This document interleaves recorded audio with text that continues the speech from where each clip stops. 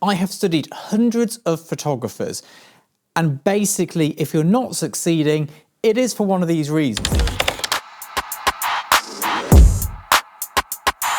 Now, to give you a bit of context before we dive into them, I work as a commercial photographer. I have done for many, many moons. It took me a while to get there. I was not quick off the mark. I wasn't an overnight success. I also work as an agent, and I get to see a lot of portfolios and books come through, and we're constantly struggling to find certain types of photographers because they just don't exist out there. It's so hard to find them. And then the kind of third hat I wear is this. I'm a YouTuber and an educator. We have an education platform, and for a long time, I was doing one-to-one mentorship. Now, one-to-one mentorship is great, but it turns out most people have the same problems, and actually what the mentorship ends up being is trying to get you to cross those hurdles. So this is the comprehensive list of everything that stops photographers from being successful. Starting with number one, not having a style. If you want to be successful professionally or as an artist, you need to have a style. If you just want to go on the local camera walks, whatever it is, don't worry about it, go and shoot everything. But if you want to be successful, recognized, have people go, oh yes, this is your work, this is their work, be commissioned by big brands or have your work in galleries, there has to be a style. If you cannot quickly do your elevator pitch like this, you're never going to make it. Here's mine. I shoot bold and graphic work with a kind of childlike playfulness, verging on pop art. I say that, you see these images here, it's exactly what it says on the tin. The second problem, you take the same photograph over and over again. Now this is kind of genre specific. In still life, you really can have it dialed in that much that you see the world in a certain way, but I see portrait photographers with 50 portraits that are identical. It doesn't translate as much. Even with still life, you shouldn't really do that. I mean, like, I have a particular type of shot I get booked to do a lot because I'm very good at that specific shot, which is like this one here. That is kind of my money maker. But I shoot other things as well, as you can see. Now, this is the biggest one. This kind of separates the beginners from the pros. When I'm looking at books, especially with my agent hat on, and I'm trying to find a photographer that we can sell, if your work looks like something I've seen before, nothing I can do with it. Absolutely nothing. How can I sell a style of work that I've seen 10,000 times?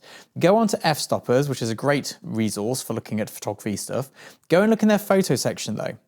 You will find there's two types of portrait, there's two types of landscape, and one type of product photography in there, and they're all the same. That's great because these are people learning photography, but if you want to move to that next sphere, you need to have something about your work that doesn't look like everyone else's. How can I go into a room, show your book, and expect you to get work off the back of it if it just goes, yeah, it looks like a portrait photographer? Great.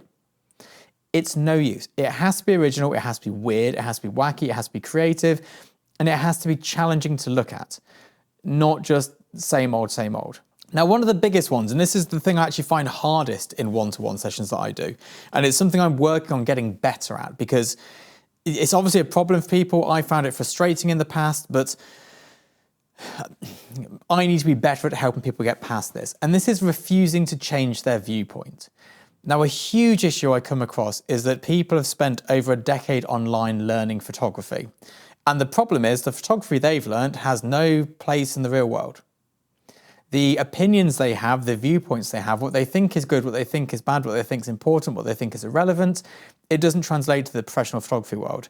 And I have spent so much time trying to get people to change their viewpoint. I now have a method in place to help this be much more pleasing and satisfying and not frustrating for me. But I now have a bit of a method in place, but this like stuck viewpoint, and you'll see it in the comment section on these videos as well. People are like, no, no, no, no, no. It's like, if it wasn't the way I'm saying it to be, I wouldn't be in the position I'm in. You know, and that sounds arrogant, I know, but the stuff I don't know about, I don't talk about on YouTube because I'm unsure of it. I don't know if I've got the best way. I don't know whether this is right. I don't know if it's just luck that the way I'm doing it's working. But when I do put something out on YouTube on an educational platform, it's because I know it to be true. The downside to that is it's often going against the grain of what information's out there on the internet, but you know, you take the good with the bad, I suppose. Okay, a massive one I see with portrait photographers who are male and over 40 is a portfolio full of young girls. absolutely no way you're getting anywhere with that. If all you shoot is girls between 18 and 30, you're not getting anywhere in your career. I promise you that for nothing. And this kind of comes into as well gear-focused people. I have people telling me about their modifiers, their lenses, their whatevers. And it's like, one, it's boring. I'll listen to you, don't worry. But it is boring. And two, it's not the problem. That's not true. There are two photographers that I have told to buy better kit. And I told them to buy better kit after they'd signed with their first agent and got their first ad campaign. Not before. And even then, I told them to buy 5DS cameras and 50mm lenses because that's all they need. The last one is a really tricky one to do, and it's something I'm working on a bigger, longer format video for this channel because I want to try and get mine out there in a way that makes sense. And at the moment, it just sounds like the ramblings of a madman, but you don't have a reason. There's no why. There's no reason for you being a photographer. It is so competitive being a photographer. If you do not have a reason, if you do not have some sort of rationale to be doing this, and whether it's, there's two rationales I see, and we're going to go in a bit of a tangent here. I'm sorry, this is going to be not a short video now. There is the reason for the expression of the art. That's one side of the reason. And then there is the reason for the motivation as to why you're motivated to work. And those two things, if you don't know what they are, if they're not clearly defined for you as a person, you're going to struggle in this industry because it is so elite. You're really going to find it hard. You need to have those things locked down before you even consider getting into this.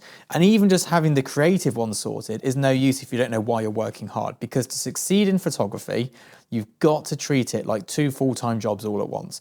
It is so much work just to get ahead, just to get your foot in the door, just to make some progress. It's hard. What was my one? What would have been my big failing, I suppose? I was the same as everyone else. I'll see if I can get my old work to pop up here. My guilt was I was the same as everyone else. I was just taking nice pictures and they were not good enough because they weren't different. And thankfully, lockdown came, I changed. And I was having a successful career. I actually did have an agent back then as well. I was shooting ad campaigns, but not like today. It's a very different thing.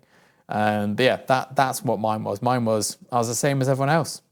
Didn't interest people, didn't really, I was just the photographer. I had a camera, could do a decent picture. See you soon. Bye-bye.